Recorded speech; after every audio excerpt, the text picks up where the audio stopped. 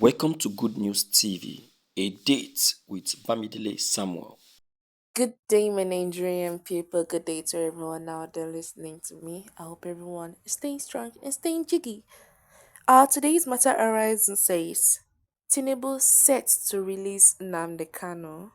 Senator Abaribe makes powerful announcements. See what he vowed to do.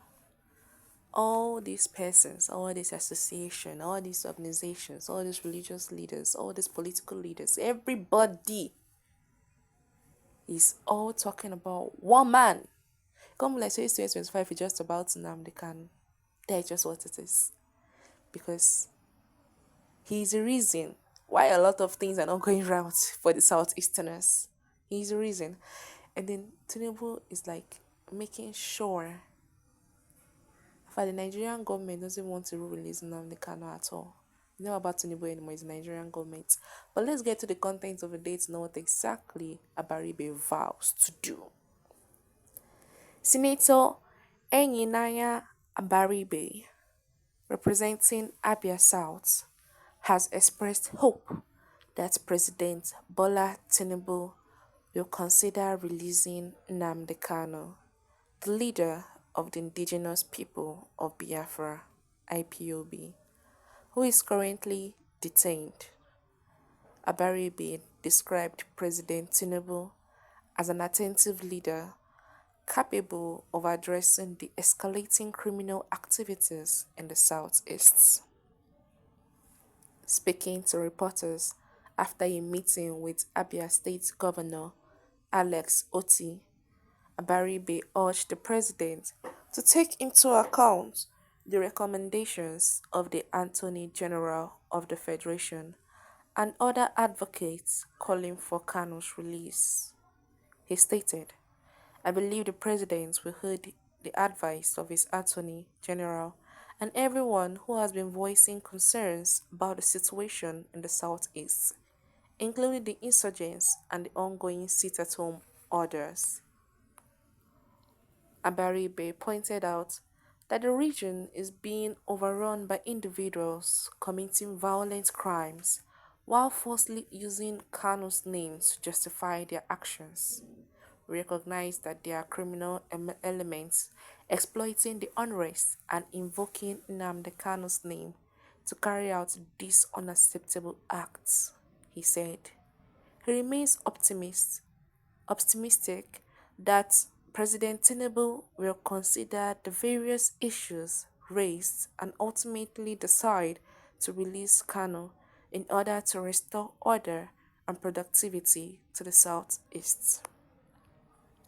Additionally, regarding the ongoing tax reform bills in the National Assembly, Abaribe emphasized that for the region to prosper, Kanu's release is crucial. He remarked, it is unreasonable to impose taxes on those who are not able to produce. The senator highlighted that stabilizing the Southeast would enable the region to maximize its economic potential. To expedite Kanu's release and reclaim the Southeast from criminal activities, Baribe announced that political leaders in the region are ready to act as guarantors. We continue to urge President Tinubu to release Nnamdi Kanu. We stand prepared to act as guarantors for his release so that we can revitalize our region and eliminate the influence of criminals, kidnappers, and other dangerous groups, Abaribe declared. Abaribe's remarks reflect a growing demand for peace and development in the Southeast, as local leaders seek constructive engagements with the federal government to address pressing regional issues. The amount of people that have begged Bola Ahmed Tinubu to release Nnamdi Kanu, in like half of the country. Everyone is begging and pleading, and the Nigerian government don't care. And the whole sit-at-home problem, honestly, the Nigerian government are not bothered. Even this upcoming 1 month sit-at-home that this guy Simon Ekpa is pushing for, the Nigerian government don't actually care. Instead, to be giving more problems to the Southeasterners. They say they want to lock down some certain organizations that are owned by the Nigerian government in the Southeast. Is that going to help? Will the Nigerian government actually look at the Southeast? Because the way it is going, there is no positive light that Tinubu and his people want to release Nnamdi Kanu. They've begged, they've pleaded, they've asked, they've commanded, they've prayed. Religious leaders, everybody is asking for one man release because his incarceration is causing more harm than good. You go to the Southeast, there are a lot of unnecessary kidnapping, criminal activities, and so on that are going on. And then instead of the government actually do the one thing that will actually release it, they are deploying soldiers to go to the Southeast.